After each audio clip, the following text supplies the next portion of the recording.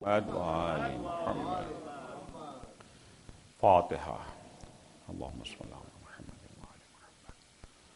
بسم الله الرحمن الرحيم. الحمد لله رب العالمين الرحمن الرحيم مالك يوم الدين. إياك نعبد وإياك نستعين. اهدنا الصراط المستقيم صراط الذين أنعمت عليهم غير المغضوب عليهم ولا الضالين. اللهم صل على محمد وآل محمد. لا حول ولا قوة إلا بالله العلي العظيم. أعوذ بالله من الشيطان اللعين الرجيم. بسم الله الرحمن الرحيم.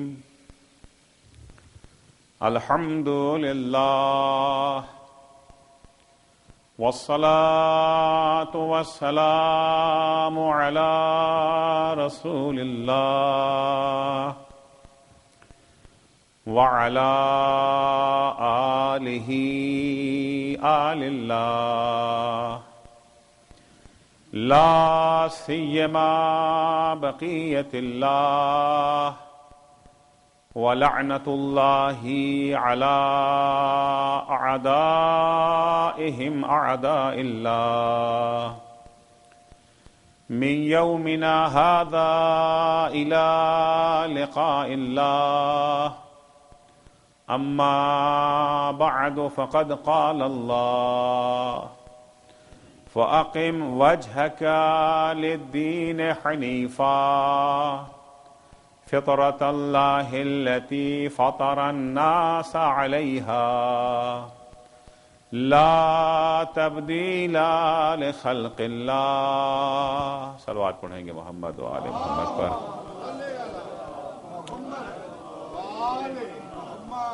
درخواست ہے سورہ فاتحہ کی برائے ایصال ثواب جناب سید حیدر عباس صاحب مرحوم ابن سید علمدار حسین صاحب اپنے مرحومین کے لیے اور ان مرحومین کے لیے جن کا نام یہاں پر لکھا ہوا ہے، جن کے اہل خانہ نے معصوم کی ترقی میں دام درم قدم سخن حصہ لیا ہے، ان سب کے لیے ایک سورہ فاتحہ کی درخواست. صلی اللہ علیہ محمد وعلی محمد. بسم اللہ الرحمن الرحیم. الحمد للہ رب العالمین الرحمن الرحیم مالک یوم الدین. ایاک نعبد و ایاک نستعین. اهدنا الصراط المستقیم صراط الذين أنعمت عليهم غير المغضوب عليهم ولا الضالين. اللهم صل على محمد وآل محمد. درخواست ہے آپ حضرات سے کہ آپ ہمارے لیے دعا کریں کہ جو کچھ ہمارے بھائی نے یہاں کہا ہے میں اس پر یقین نہ کروں، میں خود اسے اپنے لیے اسے باور نہ کروں. جس دن یہ باور ہو جائے گا وہیں سے تنزلی کا شکار انسان ہونے لگتا ہے. علم کا پہاڑ ہونا بہت بڑی بات ہے. اگر میں ذرہ علم ہو جاؤں تو یہی میرے لیے کافی ہے. بہرحال یہ خدا کا کرم ہے کہ بہت ساری خوبیاں جو ہم میں پائی نہیں جاتی ہیں لوگ ہمیں اس سے جو ہے متصف کر دیتے ہیں. دعا کمیل کو جملہ ہے نا، کم من ثناء جمیل لست اہلا لہ نشرتا. لطف خدا ہے، بہت ساری خوبیاں جو انسان میں موجود نہیں ہوتی ہیں، خدایا تو نے وہ خوبیاں ہمارے سلسلے میں لوگوں کے ذہنوں میں ڈال دی. بہرحال آپ لوگوں کا حسن ظن ہے، نہ میں علم کا پہاڑ ہوں نہ میں علم کا سمندر ہوں، ایک اتنا مکتب اہل بیت کا طالب علم ہوں. جو کچھ اہل بیت سے سیکھا وہ آپ کے سامنے سادے لفظوں میں پیش کر دیتا ہوں. نہ علم کا دعویٰ ہے نہ خطابت کا دعویٰ ہے. عزیزو، کل کے مجلس میں یہ عرض کیا تھا کہ کربلا میں امام حسین علیہ الصلوۃ والسلام اختیاری طور پر آئے تھے. جانتے تھے، سب چیز سے واقف تھے کیا ہونے والا ہے، اتفاقی طور پر پہنچ نہیں گئے تھے. اور جب انسان کوئی شعور اور اختیار کے ساتھ کوئی کام انجام دیتا ہے تو ہر صاحب عقل و خرد کا کوئی نہ کوئی مقصد ہوتا ہے. کبھی کسی عمل کا ایک مقصد ہوتا ہے، کبھی بہت سارے جو ہے مقاصد ہوتے ہیں. تحریک انقلاب کربلا بھی اس امر سے جو ہے مستثنا نہیں ہے، اس کا بھی مقصد ہے، مقصد نہیں، یہ جو ہے مقاصد ہیں، اور بحمداللہ ان مقاصد کو خود سرکار سید الشہداء نے بیان کر دیا ہے۔ ہمیں اندازہ لگانے کی ضرورت نہیں ہے، ہمیں تخمینہ لگانے کی ضرورت نہیں، شاید یہ رہا ہوگا، شاید یہ رہا ہوگا۔ تاریخ کربلا بولتی ہوئی تاریخ ہے، گونگی تاریخ نہیں ہے۔ کل عرض کیا تھا کہ 7-8 مقاصد کی طرف اشارہ کیا تھا کہ اصلاح امت ایک مقصد ہے، امر بالمعروف دوسرا مقصد ہے، احیاء سنت نبوی تیسرا مقصد ہے، انکار بیعت چوتھا مقصد ہے، امر بالمعروف و نہی المنکر، تعاون علی البر والتقوی و عدم تعاون بر اسم و عدوان۔ ایک مقصد لوگوں کو جہالت سے باہر نکالنا ہے، چونکہ انبیاء کے مقاصد میں ایک مقصد ہے نا، لتخرج الناس من الظلمات الى النور۔ سب سے بڑی تاریکی جو ہے وہ جہالت ہے۔ چنانچہ امام حسن عسکری علیہ السلام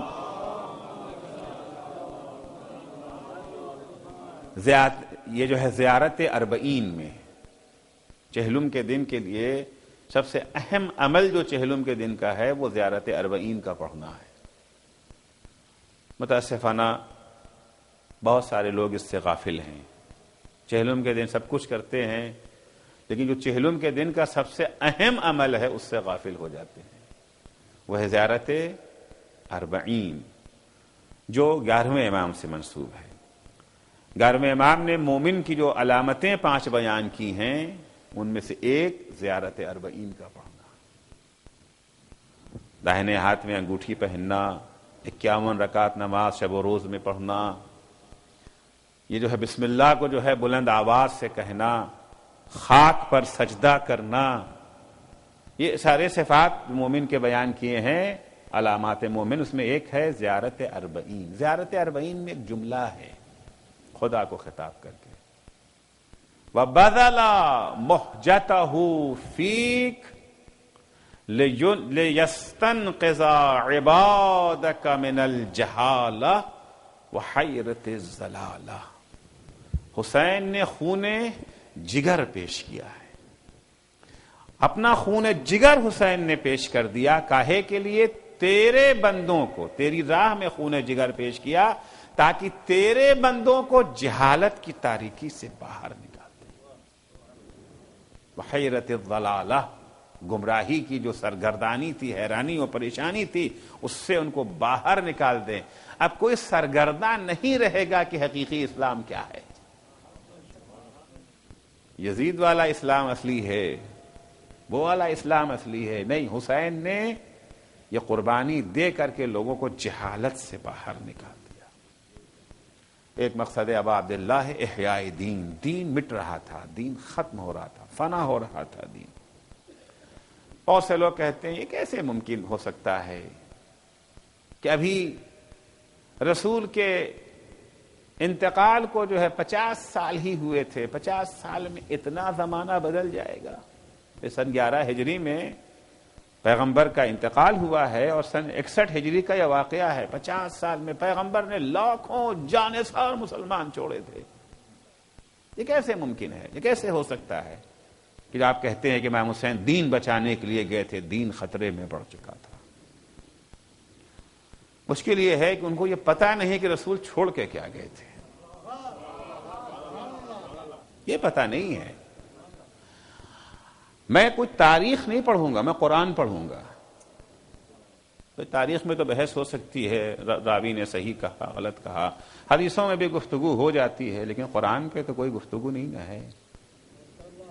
اگرچہ حدیثیں پیش کر دی جاتی ہیں، کیا حضرت کے زمانے میں جتنے مسلمان تھے سب برابر تھے؟ حدیث ہے، حدیث جو ہے وہ پیش کی جاتی ہے کہ صحابہ کا نجوم بأیہم اقتدیتم اہتدیتم، جتنے بھی ہمارے ساتھ ہیں صحابی، وہ کون؟ جو پیغمبر کے ہمراہ تھے اس زمانے میں، سب صحابی ہیں۔ یہ سب کے سب یہ جو ہے ستاروں کے مانند ہیں، جس کی بھی پیروی کر لو ہدایت پا جاؤ گے۔ حدیث پیش کی جاتی ہے، ہمیں حدیث سے انکار بھی نہیں ہے، ہم حدیثوں کے قائل ہیں، حدیثوں کے منکر نہیں ہیں، کیونکہ اگر حدیثوں کا انکار کر دیں گے، اب اس حدیث کی بات نہیں کر رہا ہوں، کلن حدیث کی بات کر رہا ہوں، اگر حدیثوں کا انکار کر دیں گے تو اسلام سمجھا نہیں جا سکتا، کیونکہ قرآن مجید میں صرف کلیات ہیں، جزیات نہیں ہیں۔ اگر حدیثوں کا انکار کر دیں گے کہ ہم صرف قرآن کو مانیں گے، حدیثوں کو نہیں مانتے،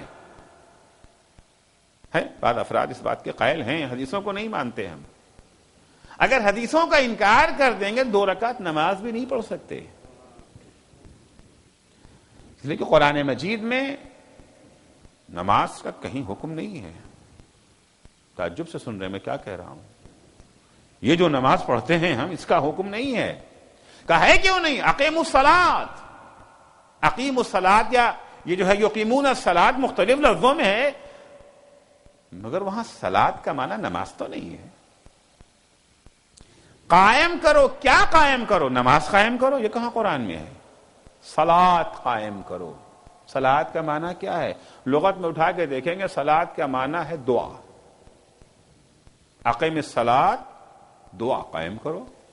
ابھی بھائی نے ہمارے جو ہے سسخانے کے بعد دعا کر دی، نماز قائم ہو گئی، میں مجلس کے بعد دعا کراتا ہوں، یہ جو ہے نماز قائم ہو گئی۔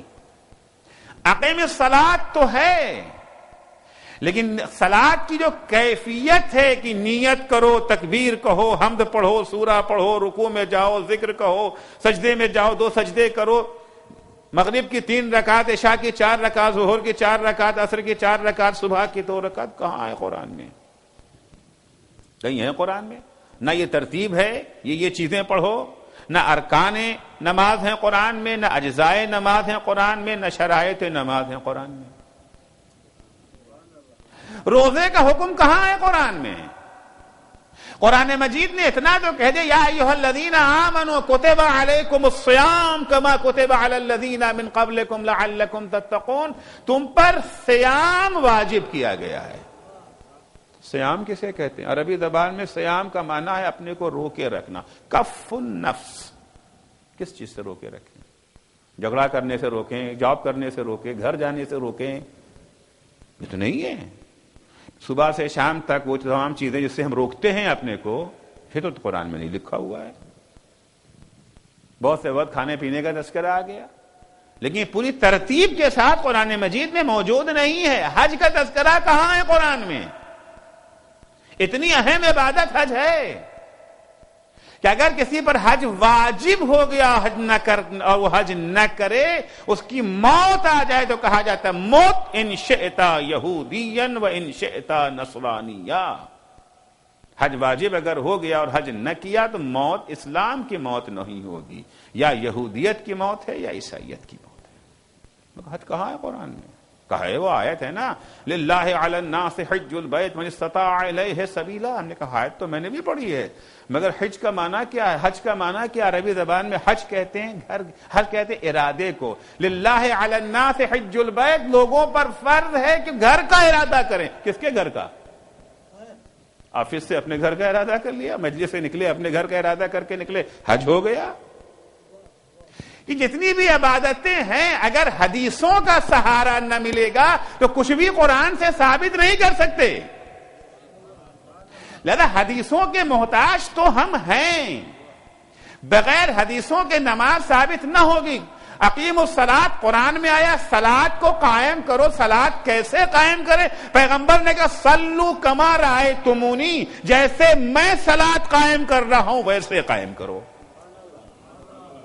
تو ہم نے نماز سمجھ لیا، ہم نے روزہ ہم نے سمجھا، کس سے سمجھا؟ پیغمبر کی تشریح سے سمجھا، ان کی حدیثوں سے سمجھا۔ نماز کو ہم نے ان کی حدیثوں سے سمجھا، لیکن حدیثوں کا جو عالم ہے، حدیثیں نے پیغمبر نے یہ کہا، پیغمبر نے ہم سے تو نہیں کہا، بیچ میں کتنے واسطے ہیں۔ کیا امکان ہے کہ جھوٹی حدیثیں گڑھ دی جائیں؟ ہاں، خود پیغمبر نے فرمایا کہ امکان ہے۔ جب آخری خطبہ دے رہے تھے، آخری یہ جو ہے حج کے موقع پر مینا میں، وہاں پہ کہہ دیا تھا کثرت علی الکذابہ، ہماری طرف جھوٹی نسبتیں بہت دی جا رہی ہیں۔ یا ہماری طرف جھوٹی نسبتیں بہت دی جائیں گی، دونوں معنی ہو سکتا ہے۔ بہت دی جا رہی ہیں یعنی پیغمبر کے زمانے ہی سے سلسلہ شروع ہو گیا تھا، یا بہت دی جائیں گی پیغمبر کی رحلت کے بعد یہ عمل انجام پائے، جو بھی رہا ہو۔ تو یا رسول اللہ کیا کریں؟ جھوٹی نسبتیں آپ کی طرف دی جائیں گی یا دی جا رہی ہیں، تو ہماری ذمہ داری کیا ہے؟ آپ کی حدیث کے بغیر تو ہمارا کام چل سکتا ہی نہیں، پھر کریں کیا؟ کیسے پتا چلے کون سچی حدیث ہے کون جھوٹی حدیث ہے؟ پیغمبر نے ایک کسوٹی دے دی، ایک کسوٹی دے دی، جب بھی ہماری طرف منسوب کوئی قول سنو اسے کتاب خدا کے سامنے لاؤ۔ اگر وہ حدیث کتاب خدا سے ٹکرا جائے تو سمجھ لینا کہ حدیث جھوٹی ہے، اسے دیوار پہ دے مارو، لیکن اگر کتاب خدا سے نہ ٹکرائے تو ہماری حدیث ہے، وہ ہمارا قول ہے۔ ایک صلوات پڑھیں گے محمد و آل محمد پر۔ حضور نے لاکھوں کی تعداد میں جانثار مسلمان چھوڑے تھے، کیسے ہو سکتا ہے کہ 50 سال میں حالات اتنے بدل جائیں کہ حسین ابن علی کو اپنی جان قربان کرنی پڑے؟ نہیں، یہ غلط ہے، ایسا کچھ نہیں تھا، دین ان خطرے میں نہیں تھا۔ اب سوال یہ ہے کہ واقعاً حضور نے اتنے جانثار چھوڑے تھے؟ ہاں، وہ حدیث کہہ رہی ہے، اس حدیث کو ذرا قرآن سے ملا لیں۔ حدیث کو قرآن وہ ہے جسے شیعہ سنی سب مانتے ہیں، متحد۔ اگر کسی نقطے پر اتحاد ہو سکتا ہے عالم اسلام میں تو وہ جو ہے وہ قرآن مجید ہے۔ سب معتقد اللہ کی کتاب، کوئی تبدیلی نہیں، کوئی تحریف نہیں، کوئی کمی نہیں، کوئی اضافہ نہیں، سب اس کا عقیدہ رکھتے ہیں، سب معتقد۔ ہم جب قرآن مجید کو دیکھتے ہیں تو قرآن ہمیں یہ بتاتا ہے کہ عصر پیغمبر میں سب یہ ایسے نہیں تھے۔ 4 طرح کے مسلمان تھے، 4 طرح کے مسلمان تھے عصر پیغمبر۔ مسلمان سب تھے، مسلمان ہونے میں انکار نہیں، مسلمان تھے۔ ابھی میں انشاءاللہ آگے کے تقریروں میں عرض کروں گا کہ ممکن ہے انسان یہ جو ہے مسلمان بھی ہو اور بے دین بھی ہو۔ دین الگ ہے، اسلام الگ ہے، دین الگ ہے، اسلام الگ ہے۔ امام حسین نے کہا تھا جب یہ جو ہے زیر خنجر تھے امام حسین اور خیموں پر حملہ ہونے جا رہا تھا، کہا تھا کہ ان لم یکن لکم دین فکونوا احرارا فی دنیاکم، اگر تمہارے پاس دین نہیں ہے، دین نہیں ہے تو یہ جو ہے نمازیں پڑھتے ہیں، یہ اشہد ان لا الہ الا اللہ کہتے ہیں، ہاں یہ اشہد ان لا الہ الا اللہ کہہ سکتے ہیں۔ ممکن انسان نماز بھی پڑھتا ہو، روزہ بھی رکھتا ہو، حج پہ جاتا ہو، مگر دین نہ ہو اس کے پاس۔ اب دین کی تعریف کروں گا اگلی مجلسوں میں تو معلوم ہوگا کہ دین کیا ہے اور یہ جو ہے اسلام کیا ہے، یہ جو ہے مسلمان کسے کہتے ہیں اور دیندار کسے کہتے ہیں، فرق ہے دونوں میں۔ قرآن مجید کہتا ہے کہ پیغمبر کے زمانے میں جو اسلام کا دعویٰ رکھتے تھے، یہ جو ہے جو اسلام کا دعویٰ رکھتے تھے، مسلمان جنہیں کہا جاتا تھا، وہ سارے کے سارے برابر نہیں ہیں۔ آپ یہ کہتے ہیں سب برابر نہیں، دعوی قرآن ہے۔ کچھ وہ تھے 4 قسم کے جو ہے مسلمان تھے، وَمِنَ النَّاسِ مَن يَشْرِي نَفْسَهُ ابْتِغَاءَ مَرْضَاتِ اللَّهِ، کچھ ایسے مسلمان تھے جو جی جان سے اسلام جنہوں نے قبول کر لیا تھا، جن کے دل کی گہرائیوں میں اسلام داخل ہے، وہ اسلام کی خاطر ہر طرح کی قربانی دینے کو تیار، اپنی جان قربان کر دیں گے مگر اللہ کی منشا کے خلاف کوئی کام نہ کریں گے۔ جن کا یہ جو ہے بہترین نمونہ مولا کائنات حضرت علی ابن ابی طالب علیہ الصلوۃ والسلام، یہ ایک گروپ ہے وَمِنَ النَّاسِ۔ دوسرا گروپ وَمِنَ النَّاسِ مَن يَقُولُ آمَنَّا بِاللَّهِ وَالْيَوْمِ الْآخِرِ وَمَا هُمْ بِمُؤْمِنِينَ۔ پیغمبر کے ہمراہ رہنے والوں کی بات ہو رہی ہے، آج کے زمانے کی بات نہیں ہو رہی ہے۔ وَمِنَ النَّاسِ پیغمبر ہی کے زمانے میں کچھ لوگ وہ ہیں جو اسلام لانے کا دعویٰ کرتے ہیں، مَن يَقُولُ آمنا باللہ والیوم الآخر، ہم ایمان اللہ پہ لائے اور قیامت پہ لائے، وما ہم بمومنین، یہ جھوٹے ہیں، یہ ایمان نہیں لائے ہیں، جھوٹ بول رہے ہیں۔ یہ کون لوگ جھوٹ بول رہے ہیں؟ جو پیغمبر کے ہمراہ ہیں، پیغمبر کے زمانے کی بات ہو رہی ہے، آج کی بات نہیں ہو رہی ہے کہ یہ جو ہے شکاگو میں رہنے والے کچھ لوگ ایسے ہیں جو دعویٰ کرتے ہیں، اگرچہ آج بھی ہیں، یہ سارے چاروں گروہ آج بھی ہیں، لیکن گفتگو عصر پیغمبر کی ہو رہی ہے۔ وَمِنَ النَّاسِ مَن يَقُولُ آمَنَّا بِاللَّهِ وَالْيَوْمِ الْآخِرِ وَمَا هُمْ بِمُؤْمِنِينَ۔ وَمِنَ النَّاسِ، یہ جو ہے دوسرے گروپ کی طرف، کہ اصلاً ایمان کبھی لائے ہی نہیں تھے، جھوٹ بولتے تھے، بظاہر انہوں نے ایمان کو قبول کر لیا تھا، بظاہر یہ ایمان کا دعویٰ کرتے تھے قبول کرنے کو۔ وَمِنَ النَّاسِ مَن يُعْجِبُكَ قَوْلُهُ فِي الْحَيَاةِ الدُّنْيَا وَيُشْهِدُ اللَّهَ عَلَى مَا فِي قَلْبِهِ وَهُوَ أَلَدُّ الْخِصَامِ إِذَا تَوَلَّى سَعَىٰ فِي الْأَرْضِ لِيُفْسِدَ فِيهَا وَيُهْلِكَ الْحَرْثَ وَالنَّسْلَ وَإِذَا قِيلَ لَهُ اتَّقِ اللَّهَ أَخَذَتْهُ الْعِزَّةُ بِالْإِثْمِ فَحَسْبُهُ جَهَنَّمَ وَلَبِئْسَ الْمِہَادُ۔ یہ آیت اور واضح کلیئر ہے، یہ پیغمبری کے زمانے کی بات ہے۔ میرے حبیب، بعض لوگ وہ ہیں کہ دنیا میں وہ آپ کے پاس آ کے اتنی چکنی چپڑی باتیں کرتے ہیں، ہم تو آپ کے جانثار ہیں، ہماری جانیں آپ پر قربان ہیں، جہاں آپ کا پسینہ بہے گا وہاں میرا خون بہے گا، یہ دعویٰ کرتے ہیں، اور ان کی چکنی چپڑی باتیں دیکھ کے آپ کو بھی تعجب ہونے لگتا ہے، ماشاءاللہ کتنے اچھے اچھے جانثار ہمارے پاس ہیں، اور اتنے یہ ڈھیٹ ہیں، اتنے یہ بے شرم ہیں کہ دل میں تو ان کے بغض چھپا ہوا ہے، لیکن وہ کہتے ہیں اللہ شاہد ہے کہ ہم کتنی آپ سے محبت کرتے ہیں۔ وَيُشْهِدُ اللَّهَ عَلَى مَا فِي قَلْبِهِ، جو ان کے کہتے ہیں ہم اللہ شاہد ہے کہ ہم کتنی آپ سے محبت کرتے ہیں، ہمارے دل میں کتنی آپ کی محبت ہے۔ پیغمبر وَهُوَ أَلَدُّ الْخِصَامِ، یہ آپ کے بدترین دشمن ہیں۔ یہ کب کی بات ہے؟ آج کی بات ہے؟ آج کی بات نہیں ہے۔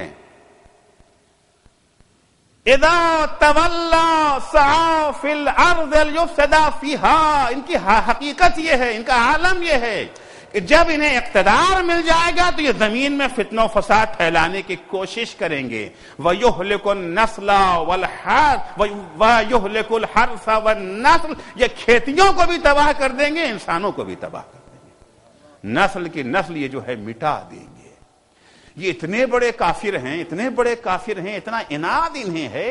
اذا قیل لہ اتق اللہ، جب ان سے کوئی نصیحت کرتا ہے کہ اللہ سے ڈرو، اتنا ظلم مت کرو، اتنی زیادتی نہ کرو، اخذتہ العزۃ بالاسم والعدوان، تو یہ تعصب، ضد، ہٹ دھرمی انہیں اور بھی گناہ کی طرف لے جاتی ہے، انہیں اور بھی گناہ کی طرف لے جاتی ہے۔ پیغمبر فحسبہ جہنم، اس کا ٹھکانہ تو جہنمی ہے۔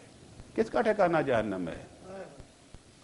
کس کا ٹھکانہ جہنم ہے؟ قرآن کہہ رہا ہے فحسبہ جہنم ولبئس المہاد، ان کا بدترین ٹھکانہ ہے۔ سورہ یہ جو ہے منافقون پورے کا پورا نازل ہوا نہیں ہوا؟ وَإِذَا جَاءَكَ الْمُنَافِقُونَ قَالُوا نَشْهَدُ إِنَّكَ لَرَسُولُ اللَّهِ وَاللَّهُ يَعْلَمُ إِنَّكَ لَرَسُولُهُ وَاللَّهُ يَشْهَدُ إِنَّ الْمُنَافِقِينَ لَكَاذِبُونَ۔ یہ کہاں تھے لوگ؟ وہیں پہ تھے نا، ٹیلی فون کر کے پیغمبر سے نہیں کہتے تھے ہم گواہی دیتے ہیں کہ آپ اللہ کے رسول۔ اذا جاءک، جب آپ کے پاس آتے ہیں، اذا جاءک، جب آپ کے پاس آتے ہیں منافقون اور آ کے کہتے ہیں کہ ہم گواہی دیتے ہیں کہ آپ اللہ کے رسول، اللہ بھی جانتا ہے کہ آپ اس کے رسول ہیں، بات تو سچی ہے مگر یہ نہیں مانتے۔ واللہ یشہد ان المنافقین لکاذبون، اللہ گواہی دیتا ہے کہ منافقین جھوٹ بولتے ہیں۔ تو دو طرح کے مسلمان ہوئے ابھی تک، ایک وہ گروہ جو دل سے مسلمان، پکے مسلمان، سچے مسلمان، جانثار رسول، واقعاً جہاں پسینہ بہنے کا امکان ہے رسول کے وہاں اپنا خون بہانے کو تیار ہے۔ رسول کی جان بچ جائے ہمارا کیا ہوگا؟ مولا نے پوچھا تھا اس کے بارے میں، رسول کی جان بچ جائے، حقیقی جانثار، سچے جانثار۔ تیسرا گروہ ان لوگوں کا ہے جو اسلام تو لائے ہیں، واقعی مسلمان ہو گئے ہیں، ایسا نہیں کہ دل میں کفر اور زبان پر ایمان ہے، نہیں، دل میں کچھ نہیں ہے، ان کے دل میں کچھ ہے ہی نہیں، نہ کفر ہے نہ ایمان ہے۔ یہ اللہ کی عبادت کرتے ہیں مگر کنڈیشنل عبادت کرتے ہیں، اللہ کی عبادت یہ کرتے ہیں، کنڈیشنل عبادت کرتے ہیں۔ وَمِنَ النَّاسِ مَن يَعْبُدُ اللَّهَ عَلَى حَرْفٍ، کچھ لوگ وہ ہیں جو اللہ کی عبادت کرتے کس زمانے کے؟ اسی زمانے کی بات ہو رہی ہے.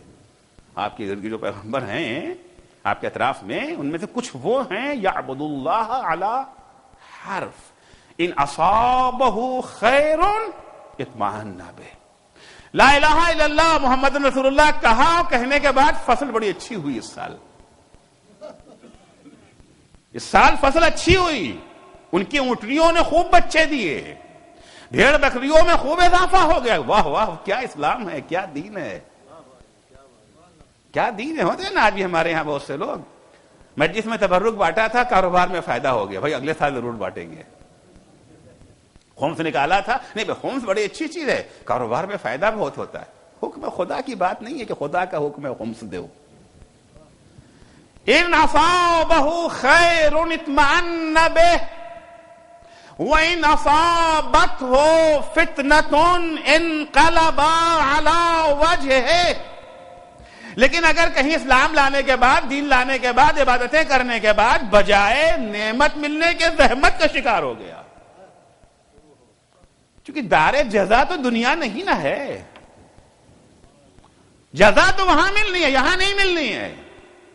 خدا بند عالم انسان کا یہاں امتحان لیتا ہے، دے کے امتحان لیتا ہے، چھین کے امتحان لیتا ہے.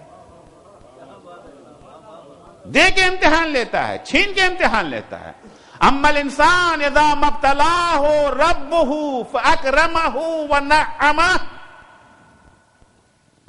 اللہ دنیا میں اللہ بندوں کا امتحان لیتا ہے. دو امتحان کے دو پرچے ہیں، ایک پرچہ نہیں ہے.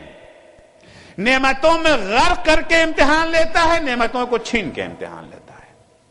اما الانسان اذا ما ابتلاه ربه فاکرمه ونعمه فیقول ربی اکرمن. اللہ جب امتحان لیتا ہے، دولت دے دیا، ابھی کالج میں پڑھ ہی رہا تھا کہ کیمپسی میں جاب آ گئی.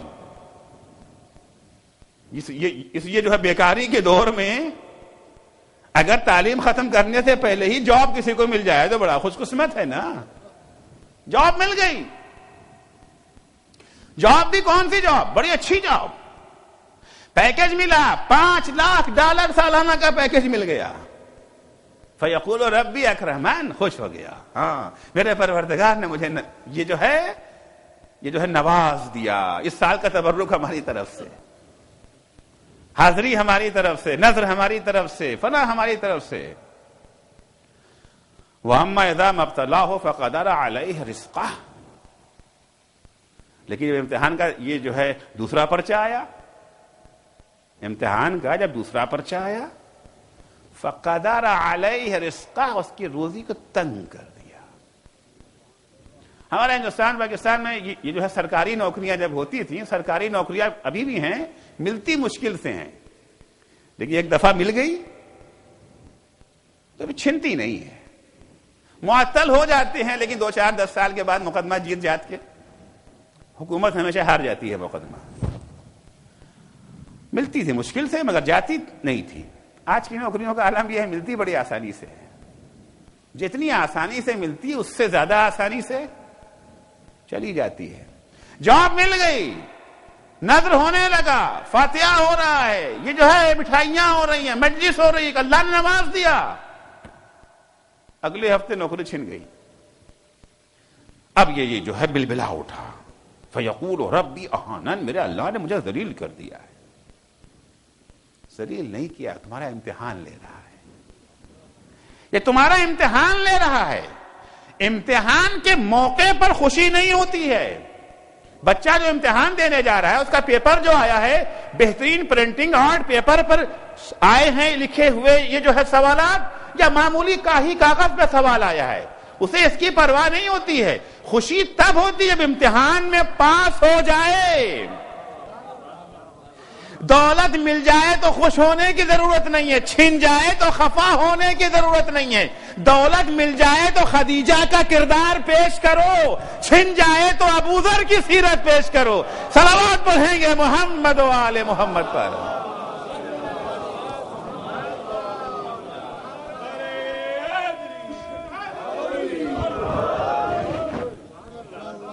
اگر مل جانے پر خدیجہ کا کردار پیش کیا، پاس. چھن جانے پر ابوذر کا کردار پیش کیا تو پاس. اب خوشی مناؤ. تو انسان دولت میں بھی خوش ہو سکتا ہے اور غربت میں بھی خوش ہو سکتا ہے. شب عاشور ایک جملہ ہے سرکار سید الشہداء امام حسین علیہ الصلوۃ والسلام کا.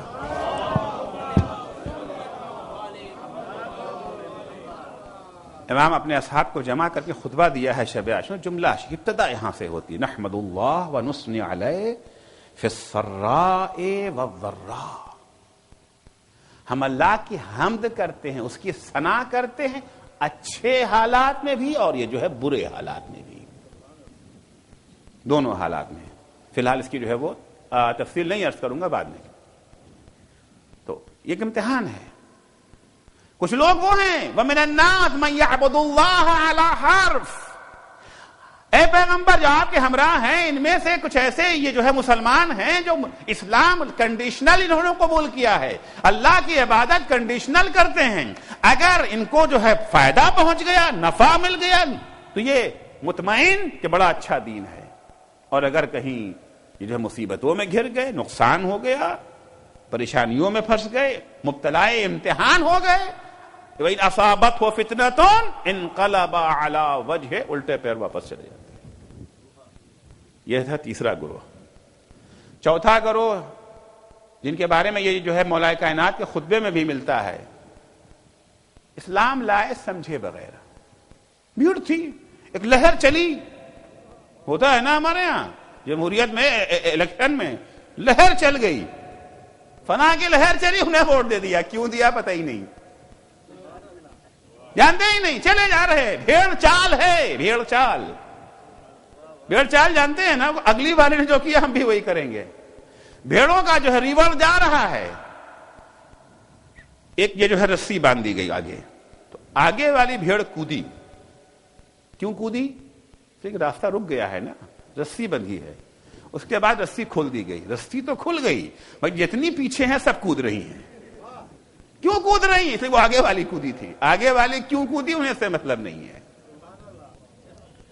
مولا فرماتے ہیں کچھ چوتھا گروہ ان لوگوں کا تھا, وہ افراد ہیں جنہوں نے دین کو سمجھا نہیں. حمج رعا, مچھروں کا جھنڈ ہے. یمینون مع کل ریح, جدھر کی ہوا چل گئی ادھر چلے گئے. اتباع کل نائق, جس نے ایک آواز لگائی اس کے پیچھے بھاگ گئے. حق آواز ہے, باطل آواز ہے. رئیس قبیلہ, سردار قبیلہ ہو گیا مسلمان, پورا قبیلہ مسلمان. سردار قبیلہ جو ہے مرتد ہو گیا, پورا قبیلہ مرتد ہو گیا. یہ حمج رعا, مچھروں کا جھنڈ ہے, سمجھا ہی نہیں انہوں نے. آپ کوفے میں دیکھیں گے حانی ابن عروہ قبیلے یہ جو ہے مزحج کے سردار ہیں, 6000 افراد ہیں. حانی سردار, حانی جو ہے مسلم کے طرفدار, قبیلہ مسلم کے طرفدار. حانی کی شہادت کے بعد, گرفتاری کے بعد دوسرا ایسا آ گیا سردار جسے ابن زیاد نے خرید لیا تھا, سارے کے سارے اس کے ساتھ چلے گئے. مسلم اکیلے رہ گئے تھے کوفے میں. تجزیہ اگر کرے اس کو دیکھیں گے نا, وجہ یہی ہے حمج رعا, ایک مچھروں کا جھنڈ ہے. یمیلون مع کل ریح, جدھر کی ہوا چل گئی. تو 4 قسم کے مسلمان تھے عصر پیغمبر میں. تھوڑی سی تعداد ان لوگوں کی تھی جو جانثار تھے, اپنی زندگی کو قربان کرنے کو تیار تھے, مگر دین خدا سے دستبردار ہونے کو تیار نہیں ہوتے تھے. ایک تھوڑی سی تعداد ان لوگوں کی تھی جو واقعاً اسلام لائے نہیں تھے, زبان پہ لا الہ الا اللہ تھا, مگر دل میں جو ہے لات و عزا و منات کی محبت چھپی ہوئی تھی. مصلحتاً یہ ہمراہ ہو گئے تھے. اور بڑی تعداد تیسرے اور چوتھے گروپ کی تھی. یہ جو ہے بڑی تعداد میں یہ تھے, جھنڈ کے جھنڈ جو آتے تھے نا. اذا جاء نصر اللہ والفتح ورأیت الناس یدخلون فی دین اللہ افواجا, فتح مکہ کے بعد جوق در جوق, گروہ در گروہ آ رہے تھے اسلام میں داخل ہو. یہ سمجھ کے نہیں آئے تھے. اب دیکھا نا ان کا بول والا ہے, چلو انہی کے ساتھ ہو لیتے ہیں. پہلا گروہ جانثاروں کا گروہ. دوسرا گروہ ان لوگوں کا تھا جو اسلام کو قبول نہیں کرتے تھے, ایمان کو انہوں نے کبھی مانا نہیں تھا, کبھی قبول نہیں کیا تھا دل سے. پہلے تو پوری کوشش کی تھی اسلام کو ختم کرنے کی, مٹا دینے کی اسلام کو. طرح طرح کی کوششیں کی اسلام کو ختم کرنے کی. جب حضور اکرم صلی اللہ علیہ وآلہ وسلم نے اسلام کو پیش کیا ہے تو کوشش ہوئی ختم کریں. مختلف حربے استعمال کیے, الزامات لگائے. 3 الزام لگایا ہے کفار قریش نے پیغمبر پر. 3 الزام, قرآن میں بھی اس کا تذکرہ موجود ہے. ایک الزام اور تینوں الزام بہت سوچ سمجھ کے لگایا ہے. ایک الزام یہ پاگل ہے, مجنون ہے نا. دوسرا الزام یہ شاعر ہیں. آپ کہیں شاعری بھی کوئی الزام ہے؟ ہاں الزام ہے, ابھی عرض کروں گا شاعری کیا چیز ہے. پہلا الزام یہ پاگل ہیں, دوسرا الزام یہ شاعر ہیں, تیسرا الزام یہ جادوگر ہے, ساحر ہے. 3 الزام ہے, جادوگر ہونے کا, شاعر ہونے کا اور الیاذ باللہ پاگل ہونے کا. شاعر الزام, شاعر کسے کہتے ہیں؟ کوئی اچھا شعر کہتا ہے تو کہتے ہیں کیا خیال ہے, سبحان اللہ. یعنی شاعری خیال ہے, حقیقت نہیں ہے. واہ واہ کرنے کے قابل تو ہے, پیروی کرنے کے لائق نہیں ہے. یہی ہوتا ہے نا. البتہ یہ جو ہے مدح اہل بیت اس سے جو ہے استثناء ہے اس کا. اسی لیے حالت یہ جو ہے صوم میں, روزے کی حالت میں شعر پڑھنا مکروہ ہے, شب میں شعر پڑھنا مکروہ. خواب و خیال کی باتیں ہیں, خیالات ہیں. لیکن مدح اہل بیت کو اس سے الگ کر دیا, کیونکہ مدح اہل بیت میں حقیقت بیان کی جاتی ہے. مدح اہل بیت وہی شعر ہے جس میں حقیقت بیان ہو, اس لیے اس کا استثناء کر دیا گیا. تو شاعری یعنی خواب و خیال کی کوئی حقیقت نہیں ہے. یہ کہہ رہے جنت ہے, جہنم ہے, اللہ ایک ہے, 360 نہیں ہے. یہ شاعر ہیں. کبھی بھی شاعروں کی بات کو سنجیدگی سے نہیں لیا جاتا. معاشرے کے 3 ہی طبقے تو ہیں, یا بچوں کا طبقہ ہے, یا خواتین کا طبقہ ہے, یا سنجیدہ یہ جو ہے بڑے بوڑھوں کا طبقہ ہے. ان تینوں طبقوں کو پیغمبر سے دور کرنا ہے. بڑے بوڑھوں کو دور کریں گے شاعر کہہ کے, یہ شاعر ہے, ان کی بات توجہ کے قابل نہیں ہے. خواتین کو دور کر دیں گے جادوگر کہہ کے. جادو ٹونا ٹٹکا یہ وہ چیز ہے جسے کوئی ڈرے یا نہ ڈرے. خواتین آج بھی, آج تعلیم یافتہ دور میں بھی, تعلیم یافتہ دور میں بھی تعویذ جتنا خواتین مانگتی ہیں اتنے مرد نہیں مانگتے. آج کے زمانے میں بھی یہ جو بڑے بڑے اشتہارات یہاں کے اخبارات میں چھپتے ہیں, فلاں بابا, فلاں عامل, فلاں, یہ ان کے زیادہ تر یہ جو ہے خریدار خواتین کے طبقے میں ہوتے ہیں. ان کے ہاں انہیں آج جب ترقی علم کے باوجود یہ حال ہے, اس زمانے میں تاریک اور جہالت کا دور ہے, تاریکی کا دور. خواتین کو دور کرنے کے لیے سہارا لیے جادوگر ہیں, یعنی ان کے قریب جانا نہیں, انہیں دور رہنا ہے. اور بچوں کو دور کرنے کے لیے انہیں پاگل کہہ دیا گیا. کسی بھی جگہ پر, یہاں تو خیر پاگل آپ کو جو ہے وہ گلیوں میں گھومتے ہوئے شاید نظر نہ آئے, ہم لوگوں کے نظر آ جاتے ہیں. آگے آگے پاگل, پیچھے پیچھے بچے, اور ہاتھ میں ان کے پتھر. 3 طبقے کو پیغمبر سے دور کرنا, 3 الزام لگایا گیا. لیکن مکروا ومکر اللہ واللہ خیر الماکرین. تم سازشیں کرتے ہو, اللہ بھی تدبیریں دیکھتا ہے, اور اللہ سے بہتر تدبیر بنانے والا کوئی نہیں ہے. انہوں نے 3 حربے استعمال کیے, خدا نے 3 توڑ دے دیا, 3 جواب دیا. کہا جب عورتیں انہیں جادوگر کہہ کے ان سے دور ہٹیں گی, خدیجہ آگے بڑھ کے ان کے ایمان کی تصدیق کریں گی. جب بڑے بوڑھے شاعر کہہ کے ان سے دوری اختیار کریں گے, ابو طالب آگے بڑھ کر کے ان کی حمایت کریں گے. اور جب بچے انہیں پاگل کہہ کے پتھروں سے مارنا چاہیں گے, علی جیسا بچہ آگے بڑھ کر کے ان کے ایمان کی گواہی دے گا. ایک صلوات پڑھیں گے محمد و آل محمد پر.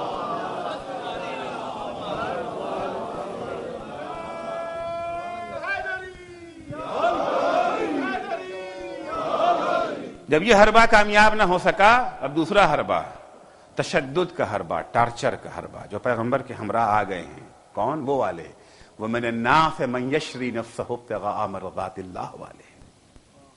اگرچہ یہ آیت مولا کی شان میں نازل ہوئی ہے, لیکن صفات جو بیان کی گئی ہیں, صفات کمی اور بیشی کے ساتھ دوسرے افراد پر بھی صادق ہو سکتی ہیں, کہ جنہوں نے جی جان سے اسلام کو قبول کر لیا ہے, اللہ کی خوشنودی کے لیے اپنی جان قربان کرنے کو تیار ہیں, ان کو ٹارچر کرنا شروع. تشدد, کس طرح سے تشدد کیا گیا ہے, پتہ ہے کس طرح سے اسلام یہاں تک پہنچا. البتہ افسوس یہ ہے کہ جن لوگوں نے وہاں پر جانثاریاں کی تھیں انہیں یہ جو ہے مسلمانوں نے فراموش کر دیا، کیونکہ ان کی اولاد نے علی کا ساتھ دے دیا تھا۔ دو ہستیاں ہیں، دو یہ جو ہے میاں بیوی، بلال کا نام تو سنا ہے، بہت سنا ہے، لیکن بلال سے بڑی قربانیاں دینے والے بھی ہیں۔ ایک کا نام ہے سمیہ، ایک کا نام ہے یاسر، جناب عمار کے والد اور والدہ۔ عمار یاسر اس لیے کہنے عمار ابن یاسر، عمار ابن یاسر، اس لیے عمار یاسر جو کہے جاتے ہیں۔ جناب سمیہ خاتون ہیں جن کو ہم صنف نازک کہتے ہیں نا عورتوں کو، یعنی کمزور، جو کمزوری کا نمونہ قرار دی جاتی ہے، اور صنف نازک کی شجاعت اور صنف نازک کا ایمان سنیے۔ ٹارچر کیا جا رہا ہے، تشدد کیا ہے ان پر، اسلام کو چھوڑ دو، ایمان کو چھوڑ دو، دستبردار ہو جاؤ دین سے، دین کی اہمیت کیا ہے ان سے سنیے۔ سمیہ پہ ٹارچر کیا جا رہا ہے، تشدد ہو رہا ہے، مگر یہ دستبردار ہونے کو تیار نہیں۔ ایک دن ٹارچر کی انتہا ہو گئی، سمیہ کو لا کر کے زمین کے اوپر یہ جو ہے لٹا دیا گیا، دو رسیاں لائی گئیں، ایک رسی ایک پیر میں، دوسری رسی دوسرے پیر میں باندھی گئی، دو اونٹ لائے گئے، ایک اونٹ کا رخ اس طرف، ایک اونٹ کا رخ اس طرف، اس پیر کی رسی اس اونٹ کے پیر میں باندھ دی گئی، اس پیر کی رسی اس اونٹ کے پیر میں باندھ دی گئی، اونٹ تیار ہے۔ سمیہ دستبردار ہو جاؤ دین سے، لا الہ الا اللہ محمد رسول اللہ کہنا چھوڑ دو، ورنہ تمہارے ٹکڑے کر دیے جائیں گے۔ موت صرف نہیں ہے کہ پھانسی دے دیں گے، تلوار سے سر اڑا دیں گے، گولی مار دیں گے، بہت آسان موت ہے، دل ہلا دینے والی موت، رونگٹے کھڑی کر دینے والی موت۔ سمیہ دین سے دستبردار ہو جاؤ ورنہ تمہارے ٹکڑے ٹکڑے کر دیں گے۔ سمیہ کرے نہیں، دین خدا کو چھوڑنے کو تیار نہیں ہیں، ہم نے خدا کی خوشنودی کے لیے ہم سب کچھ قربان کرنے کو تیار ہے، ٹکڑے ٹکڑے اگر ہمارا بدن ہوتا ہے تو ٹکڑے ٹکڑے بھی کر دو، ہمیں اس کی پرواہ نہیں ہے۔ آخر میں اونٹ دوڑا دیا گیا، جناب سمیہ کے ٹکڑے ٹکڑے ہو گئے، عمار کھڑے دیکھ رہے ہیں۔ اس کے بعد یاسر کی باری آئی، یاسر کو اونٹ کے پیر میں باندھ کر کے اونٹ کو جو ہے وہ دوڑا دیا گیا۔ اب مکے کی سرزمین جانتے ہیں نا کیسی زمین ہے، پتھریلی زمین، ہر طرف پتھر ہی پتھر تو ہیں، ان پتھروں کے اوپر جب اونٹ دوڑے ہوں گے تو عمار پر تو اس وقت جو ہے یاسر پر کیا گزری ہوگی۔ روایتوں میں ہے کہ گوشت کے ٹکڑے اڑ گئے تھے، چیتھڑے ہو گئے تھے۔ یہ اسلام اتنی آسانی سے ہم تک نہیں پہنچا ہے عزیزو، ہم ذرا سی مشکل کے اوپر جو ہے بلبلا جاتے ہیں، ذرا سی مشکل کے اوپر اسلام میں ترمیم کرنے کی سوچنے لگتے ہیں کہ یہ قانون چھوڑ دیا جائے، وہ قانون جو ہے تبدیل کر دیا جائے، یہ شہادت گہے الفت میں قدم رکھنا ہے۔ لوگ آسان سمجھتے ہیں مسلمان ہونا، کہا ہے نا اقبال نے۔ مٹانے کی کوشش کی گئی، اصحاب پر جب ٹارچر کام نہ ہوا، پیغمبر کو یہ جو ہے محاصرے میں لیا گیا، شیب ابی طالب میں، اس سے بھی جب نہ ہو سکا تو پیغمبر کے قتل کی تیاری کی گئی، شب ہجرت پیغمبر کی جان بچ گئی اور یہ جو ہے مدینے پہنچ گئے ساری۔ اس کے بعد جنگیں یہ جو ہے لا دی گئی پیغمبر کے اوپر، کبھی بدر، کبھی احد، کبھی خیبر، کبھی خندق، کبھی نہروان، مختلف جنگیں پیغمبر نے لڑی۔ جب کسی طرح سے شمع محمدی کو گل نہ کر سکے، اب سوائے اس کے اور کچھ نہ رہ گیا کہ خود اسی میں شامل ہو جائیں۔ آپ دیکھیں جب بھی کوئی انقلابی تحریک چلتی ہے، انقلابی تحریکوں کے اس بات کا بڑا خطرہ رہتا ہے کہ یہ جو ہے گھسپیٹیے جو شامل ہو جاتے ہیں، یہ آنے کے بعد پھر تحریک کا دھارا موڑ دیتے ہیں، اس کا رخ ہی موڑ دیتے ہیں، جانا کہاں تھا چلے کہیں اور جاتے ہیں۔ اب امید یہ ہے کہ جب تک پیغمبر کی زندگی ہے تب تک، جب تک پیغمبر کی زندگی ہے تب تک یہ دین رہے گا، ان کے بعد ہم اس کا دھارا ہی موڑ دیں گے، ہم خود شامل ہو جائیں گے اور شامل ہونے کے بعد سب سے بڑے مسلمان ہم بن جائیں گے۔ یہ دوسرا گروپ، اس کا بہترین نمونہ ہے بنی امیہ۔ لم یؤمنوا باللہ طرفۃ عین، یہ کبھی بھی اسلام لائے ہی نہیں تھے، یہ کبھی اسلام لائے نہیں۔ اس لیے یہ جو ہے زیارت عاشورہ میں لعن اللہ بنی امیہ قاطبۃ، سارے کے سارے بنی امیہ کے اوپر، پورے خاندان کے اوپر جو ہے وہ زیارت عاشورہ میں جو ہے لعنت بھیجی گئی، اور ان سب کا سرغنہ ابو سفیان۔ سب کا سرغنہ ابو سفیان. جیسے ہی پیغمبر کی آنکھ بند ہوئی ہے یہ دوسرا گروپ ایکٹیو ہو گیا, تیسرے اور چوتھے گروپ کی جو ہے مدد سے. تیسرے اور چوتھے گروپ کی وہ جو کنڈیشنل مسلمان تھے, اچھے حالات میں ہم دین کے ساتھ ہیں, حالات اگر خراب ہے تو وہ آپ کے ساتھ نہیں ہیں. رحلت پیغمبر کے بعد مولائے کائنات جناب معصومہ کو لے کر کے ایک ایک مہاجر و انصار کے گھر پہ گئے ہیں. کیا تم نے نہیں سنا ہے پیغمبر سے؟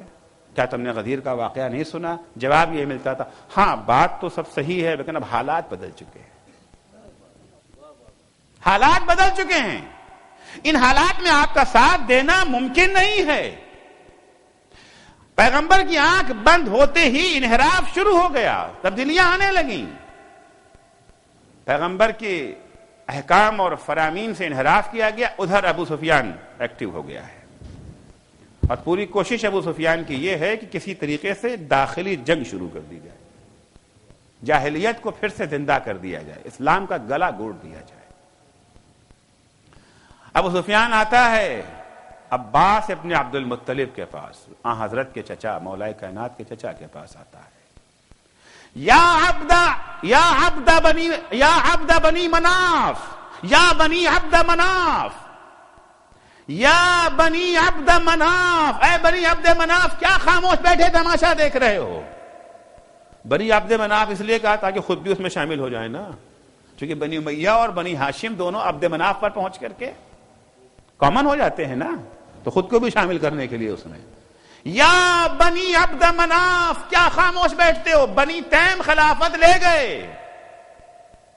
اٹھو اپنا حق لو,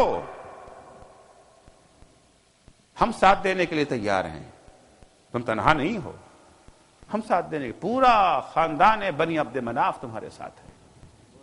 جناب عباس انہیں لے کر کے مولائے کائنات کے پاس آئے. یہ جو ہے بصیرت کا ہونا بہت ضروری ہے, دشمن کی چالوں کو سمجھنا, سازشوں کو سمجھنا. اکثر ہم دشمن کی چال کو جو ہے وہ سمجھ نہیں پاتے ہیں, اس کی چال میں خود پھنس جاتے ہیں. لے کر کے آئے کہ علی خاموش کیوں بیٹھے ہو, اپنا حق کیوں نہیں لیتے؟ ساتھ دینے کے لیے تیار ہیں. ابو سفیان کہتا ہے کہ ہم مدینے کی گلیوں کو سواریوں سے بھر دیں گے, یہ جو ہے سپاہیوں سے بھر دیں گے, پیادہ سوار جتنے سپاہی چاہیے گلیاں بھر دیں گے مدینے, اٹھو اپنا حق لو.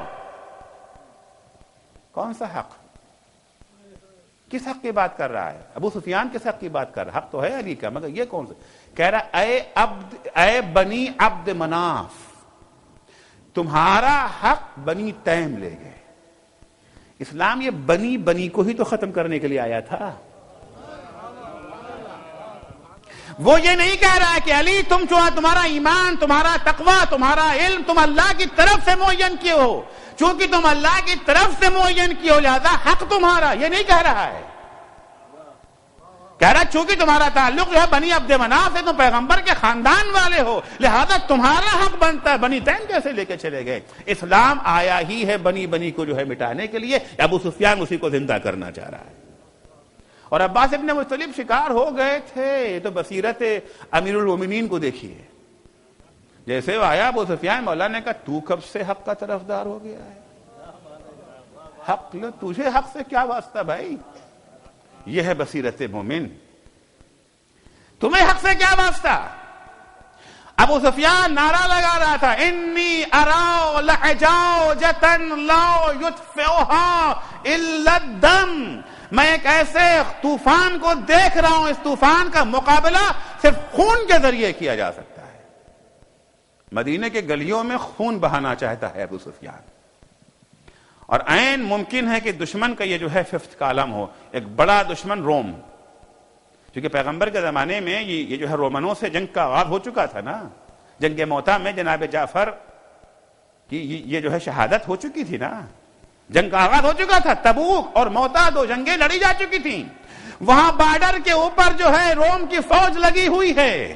یہاں ابو سفیان رومیوں کی طرف سے ففتھ کالم کے طور کے اوپر کوشش کر رہا ہے مسلمانوں کو اندر سے لڑا دیا جائے, بھڑا دیا جائے ان کو. نتیجہ یہ ہوگا کہ مسلمان کمزور ہو جائے گا اور روم والے مدینے تک آ کر کے قبضہ کر لیں گے اس کے اوپر,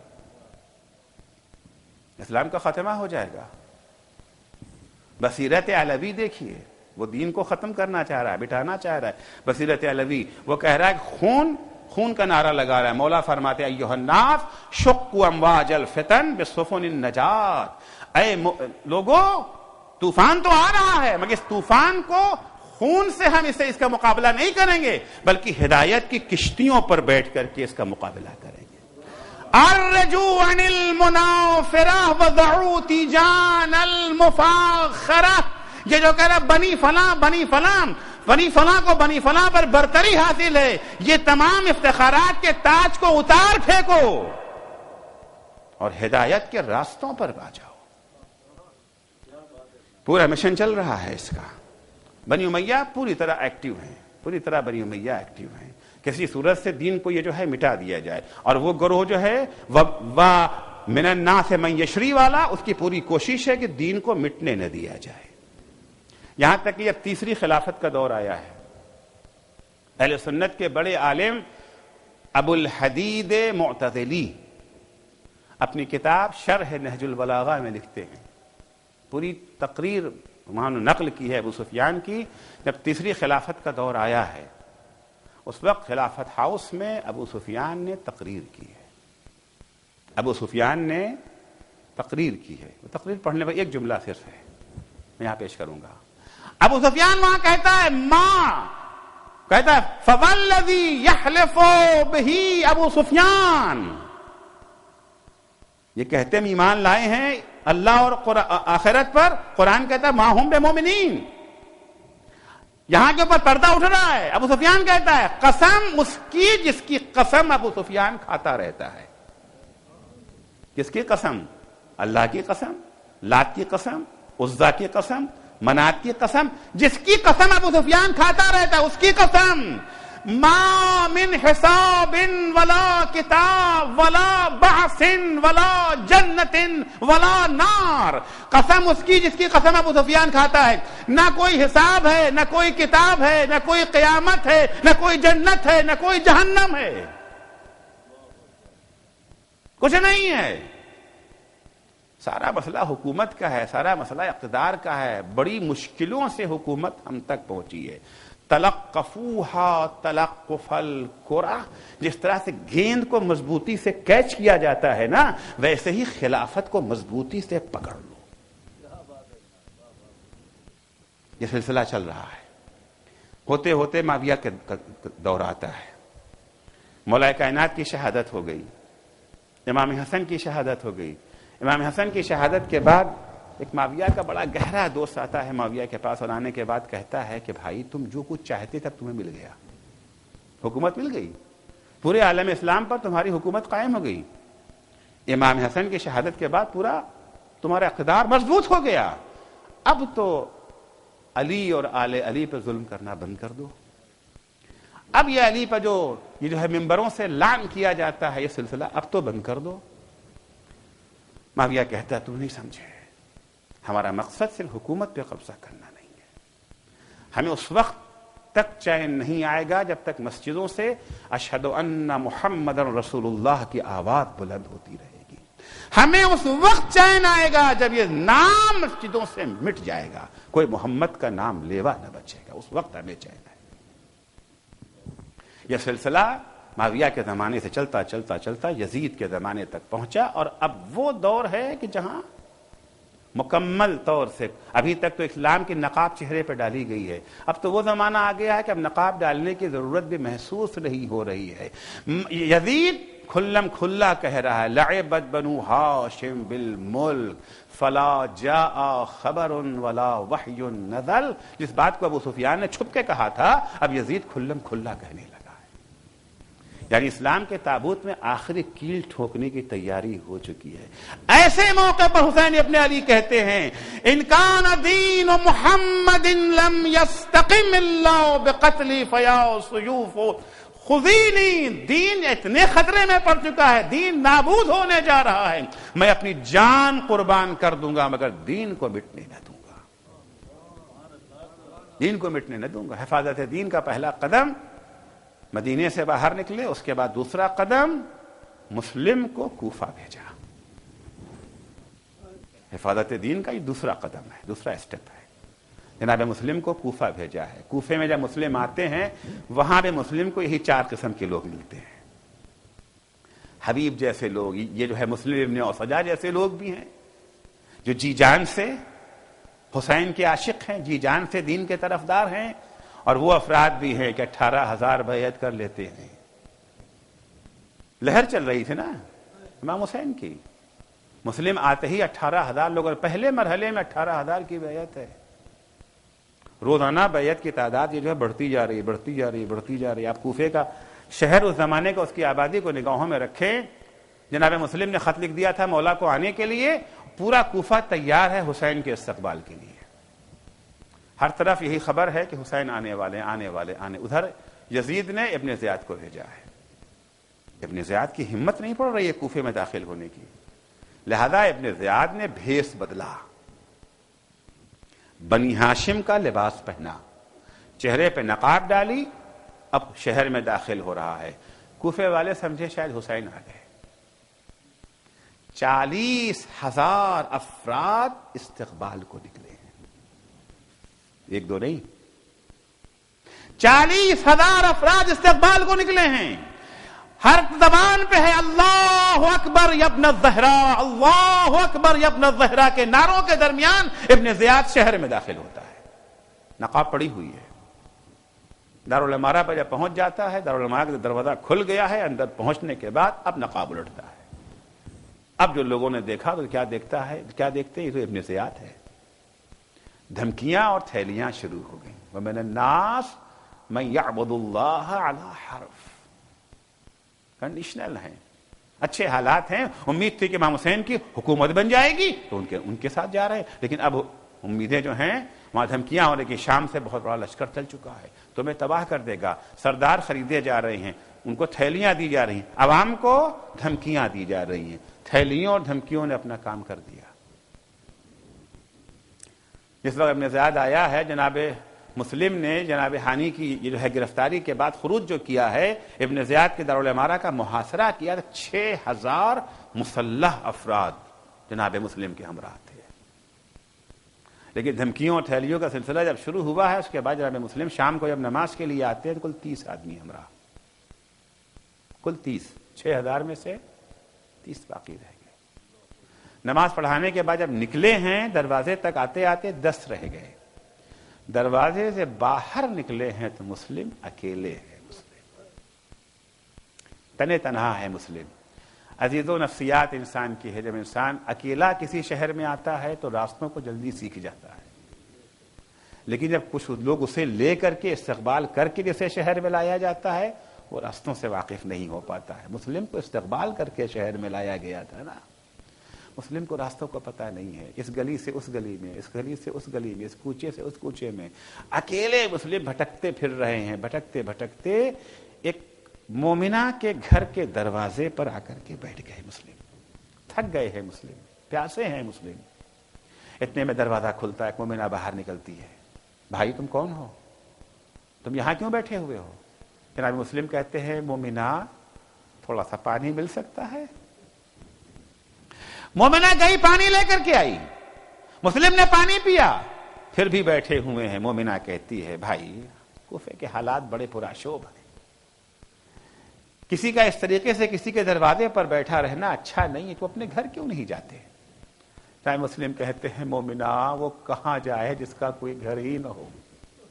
آپ کون ہیں, اس کا کوئی گھر نہیں ہے, کون ہے آپ؟ جب سوال کرتی ہے کون ہے تو جناب مسلم جواب دیتے ہیں انا مسلم سفیر الحسین, میں حسین کا قاصد مسلم ہوں. بس یہ سننا تھا.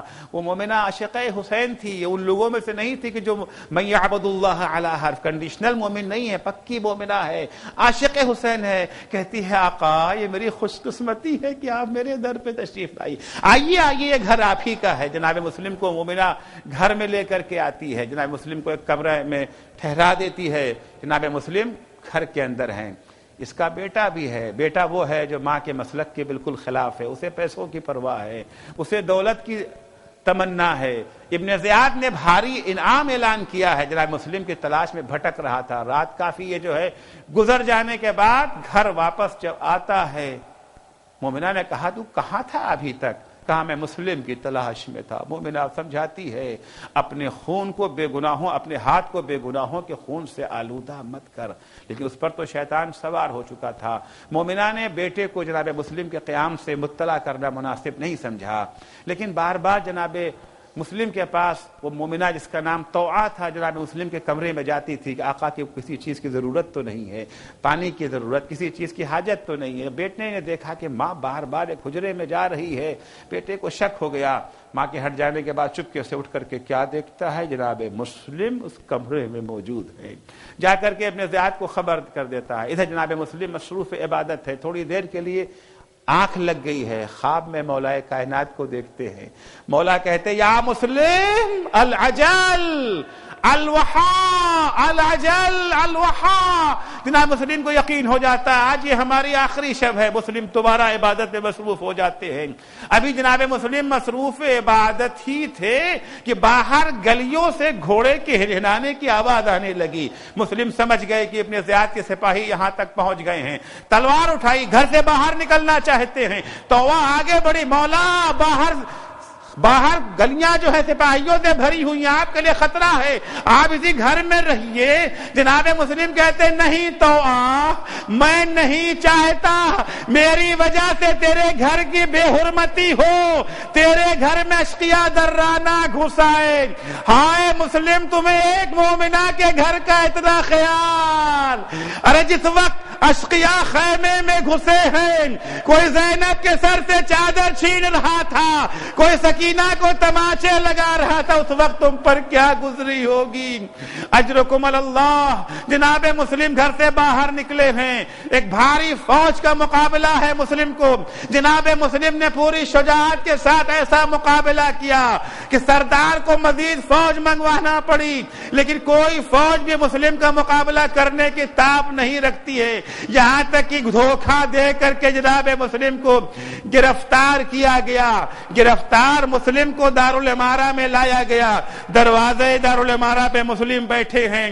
جناب مسلم کو پیاس لگتی ہے، پانی مانگا، ایک کوزے میں پانی پیش کیا گیا۔ جناب مسلم نے جیسے ہی پانی پینا چاہا، دانتوں کا خون پانی کو آلودہ کر گیا۔ شریعت کے پابند ہیں مسلم، پانی کو پھینک دیا، پھر پانی دیا گیا، دوبارہ یہی منظر پیش آیا۔ مسلم نے کہا لگتا ہے اب میرے مقدر میں پانی نہیں ہے۔ ارے مسلم ہو بھی کیسے سکتا تھا؟ تم تو آقا کے سچے غلام ہو نا۔ آقا دنیا سے پیاسا جائے اور تم پانی پی کر کے دنیا سے رخصت ہو جاؤ۔ نہیں نہیں، مسلم دنیا سے گزرے تو مسلم بھی اپنے آقا کی طرح سے پیاسے گئے۔ جب دربار ابن زیاد میں لایا گیا ہے مسلم کو، ابن زیاد کا سامنا جب ہوتا ہے، ابن زیاد نے کہا کسی نے کہا کہ تم نے امیر کو سلام نہیں کیا؟ مسلم جواب دیتے ہیں مالی سول حسین امیرو، ارے حسین کے سوا میرا کوئی امیر نہیں ہے۔ ابن زیاد کہتا سلام کرو یا نہ کرو، تمہارا انجام تو وہی ہونا ہے۔ اس کے بعد جناب مسلم کی آنکھوں سے آنسو جاری ہو گئے ہیں، مسلم رو رہے ہیں۔ کسی نے کہا مسلم تم اتنے عظیم کام کے لیے نکلے ہو اور موت سے اس طرح سے ڈر کے رو رہے ہو؟ مسلم نے کہا میں اپنے لیے نہیں رو رہا ہوں، مجھے اپنی پرواہ نہیں ہے، میں تو اپنے آقا حسین کی خاطر رو رہا ہوں۔ ارے میں نے آقا حسین کو خط لکھ دیا ہے یہاں آنے کے لیے، مجھے اپنے انجام کی پرواہ نہیں ہے۔ اے عزیزو، حکم دیا جاتا ہے مسلم کو دارالامارہ پہ لے جا کر کے سر قلم کر دیا جائے۔ جلاد لے کر کے مسلم کو دارالامارہ کی چھت پہ آیا، پہلے مسلم کا سر قلم کیا، سر قلم کرنے کے بعد مسلم کے جنازے کو چھت سے نیچے پھینک دیا گیا۔ ارے پیروں میں رسیاں باندھ، اگر حسین کا جنازہ بے غسل و کفن پڑھا رہا، حسین کے یہ سچے عاشق کو بھی غسل و کفن نہ ملا، بلکہ پیر میں رسیاں باندھ کے کوفے کے گلیوں میں پھرایا جا رہا ہے۔ ادھر جناب امام حسین مکہ چھوڑ کے کوفے کی طرف روانہ ہو چکے چکے ہیں، راستے میں چلتے جا رہے ہیں، ایک منزل پر حسین ٹھہرے ہیں، کوفے کی طرف سے آتا ہوا کوئی سوار نظر آیا، اسے روک کر کے بلایا گیا، کوفے کی کیا خبر ہے؟ وہ شخص کہتا ہے کوفے کا عالم یہ ہے، جب میں کوفے سے چلا ہوں مسلم کی لاش کوفے کی گلیوں میں گھمائی جا رہی تھی۔ اجرکم اللہ پر آخری جملہ اور مجلس تمام۔ اے عزیزو، اب مسلم کی خبر حسین کو مل چکی ہے۔ حسین خیمے میں آئے، خیمے میں جانے کے بعد یتیمہ مسلم کو طلب کیا، یتیمہ کو لے کے اپنے زانوں پہ بٹھایا، اس کے سر پہ ہاتھ پھیرنا شروع کیا۔ ارے بنی ہاشم کی بچی ہے، کہتی چچا رے میرے بابا کی خیر تو ہے، آپ تو اس طرح سے میرے سر پہ ہاتھ پھرا رہے ہیں جیسے یتیموں کے سر پہ ہاتھ پھیرا جاتا ہے۔ ہاں بیٹا، تمہارا بابا کوفے میں مارا گیا، اے یتیم مسلم بڑی خوش قسمت ہو، تمہارے سر سے باپ کا سایہ اٹھا۔ خبر اس عالم میں ملی کہ حسین جیسا شفیق ماموں تمہارے سر پہ ہاتھ شفقت کا ہاتھ پھیر رہا ہے۔ ہائے مظلومیت سکینہ، سکینہ کو جب بابا کی شہادت کی خبر ملی، شمر کے تماچوں نے بتایا، اشقیاء کے تازیانوں نے بتایا تمہارا بابا رخصت ہو چکا۔ الا لعنت اللہ علی قوم الظالمین وسيعلم الذین ظلموا ای منقلب ینقلبون۔ بار الہ واسطہ ہے محمد و آل محمد کا، ہماری اس مختصر سی عبادت کو قبول فرما۔ بار الہ صدقے میں اہل بیت اطہار کے ہمیں توفیق عنایت فرما کہ ہمارا شمار مومنوں کے اس پہلے گروپ میں ہو جو اپنا سب کچھ قربان کرنے کو تیار ہیں مگر دین خدا سے دستبردار ہونے کو تیار نہیں ہیں۔ بار الہ تجھے واسطہ ہے محمد و آل محمد کا، جو بیمار ہیں ان سب کو شفائے کاملہ عنایت فرما، جو مقروض ہیں ان کے قرضوں کو ادا فرما، جو پریشان حال ہیں ان کی پریشانیوں کو دور فرما، جو بے اولاد ہیں انہیں نیک اور صالح اولاد عنایت فرما۔ بار الہ واسطہ ہے محمد و آل محمد کا، امام زمانہ کے ظہور میں تعجیل فرما۔ جب حضرت کا ظہور ہو تو ہمارے اعمال ایسے ہوں کہ ہم ان کے اصحاب و انصار میں شمار ہو سکیں۔ اللہم عجل فی فرج مولانا صاحب الزمان واجعلنا من اعوانہ وانصارہ ماتم حسین۔